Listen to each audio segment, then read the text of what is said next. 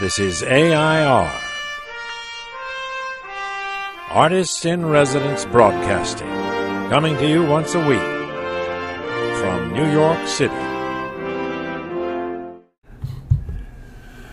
Good day. This is John Cullum, and this is Emily Frankel coming to you. And we're going to do... What are we going to do? A post for my blog, M's Talkery. Yes. And I always give John a topic.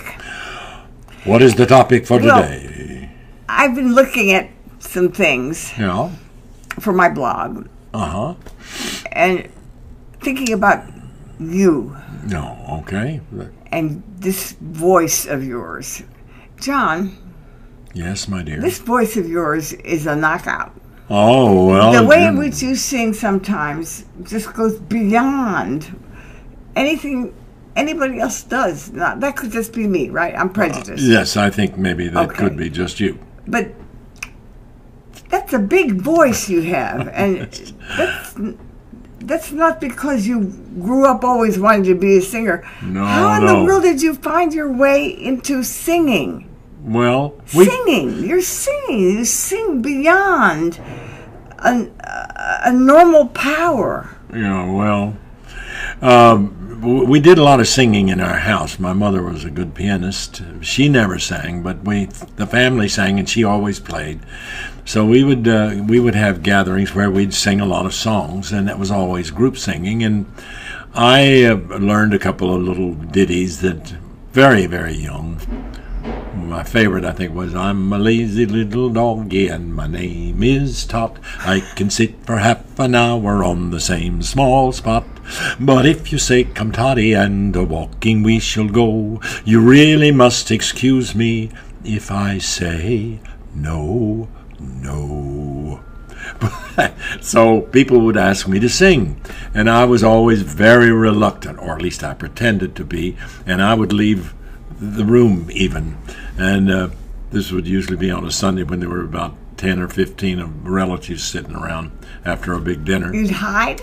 I would leave the room, and then nobody would ask me to come back, so I would sneak outside and sing through the window. I would sing, I'm a lazy little doggy. How old were you then?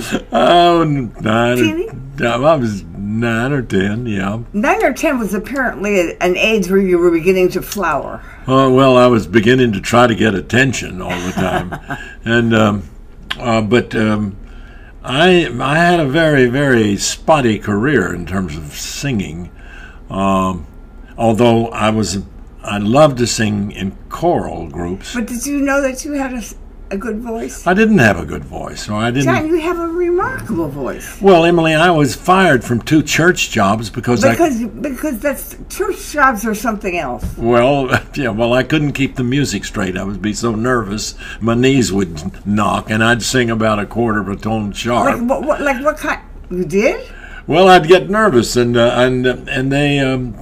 I was hired by the biggest churches in Knoxville, the Henry Street Methodist Church. But, why? Well, the organist there knew that I was the president of the Knoxville High School Choir, and that was a very famous choir that we sang all over the country. And so she assumed that I was a good singer, and she assumed that I could read music. And so she assumed that it would be all right to hire me. Her brother was the doctor who brought me into the world, Dr. Platt. So it was all kind of nepotism. And then they hired me and found out that I really wasn't capable of singing solos very well. And they were ready to fire me, but they said, well, we'll keep you on for a while if you'll study. So they paid me $40 a month, and I used that $40 to study with Mrs. Bruce Leslie, who was a wonderful teacher, and I studied classical singing and the normal kind of things that people do, but it didn't help much. But when did you discover you had a big voice?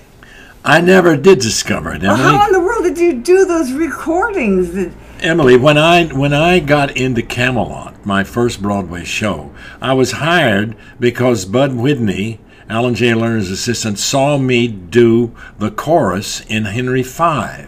And he told Alan J. Lerner and Moss Hart that I know of, they were looking for an understudy for Richard Burton. He said one of the best Shakespearean actors is this young guy, John Cullum. And so they had me come and audition, but they didn't care about the way I sang. They just wanted me to understudy Well, when Richard. did you find out that you could sing? Well, after I was understudying Richard, and I was playing a part, and I was understudying Roddy McDowall, and Alan Lerner came to me and said, "John, we're not satisfied with the understudy to Bob Goulet.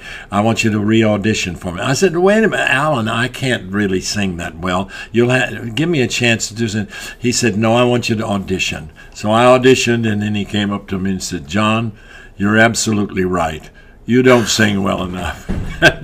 And so Bud Whitney knew Seymour Osborne, who was a mad Russian voice teacher, and he sent me to Sydney, and I studied with Sydney for 30 years until he died.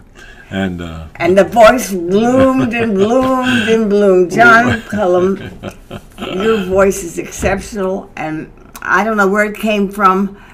It came from above. That's right. And you've created a fantastic sound, and I just want to thank you for being what you are. Well, I thank you for being So, folks, that's all I can get out of supporter. That's all I can get from John about his voice. But you and I know what we hear, and this is a voice. Oh, well, thank you, Emily. Thank you, John. Okay, we better sign off before I start crying. Thank you very much for joining us. We see you next week. This is AI.R. See you next week.